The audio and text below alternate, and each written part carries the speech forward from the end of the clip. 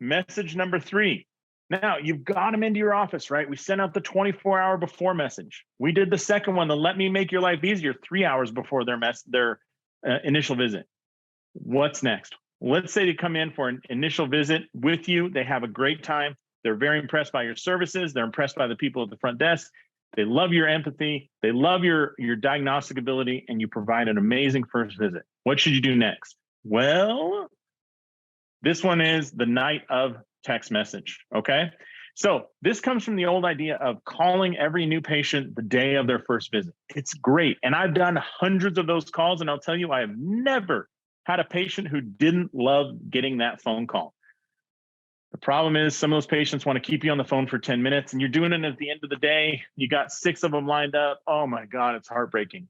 So doing a text message is a lot easier to send out, but there's a couple details I want you to be aware of. So this is the night of that visit. With our software, TrustDrivenCare, you can write the message as soon as they leave that new patient visit, even if that's at 10 a.m., and you can set a delay timer. That delay timer will allow you to write the message now and send it out whenever you want.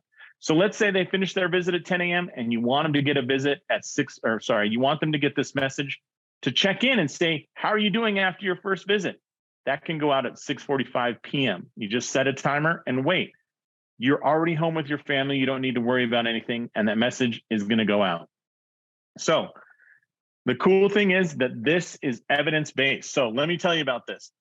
2 different groups looked at this. Berner and Zhang in the Journal of Medical Internet Research in 2020, they looked at people in the ER who had risks of continued alcohol use.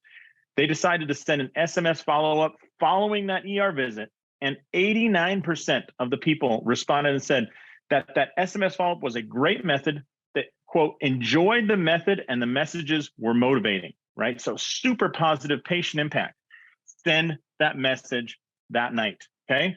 Another group in the Aesthetic Surgery Journal, Paza and D'Souza in 2017, they did an interesting follow-up following a cosmetic surgery. They asked the patient to send a picture, and then that same day, a doctor or nurse texted the patient back and gave them an update.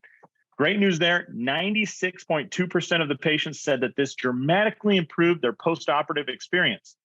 It also allowed for early detection in 3% of the cases. Huge, right?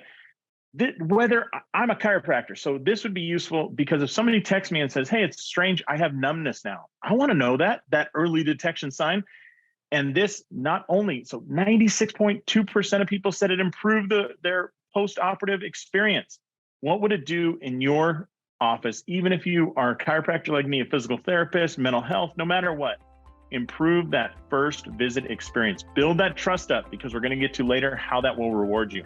But research says that people love the follow-up text messages.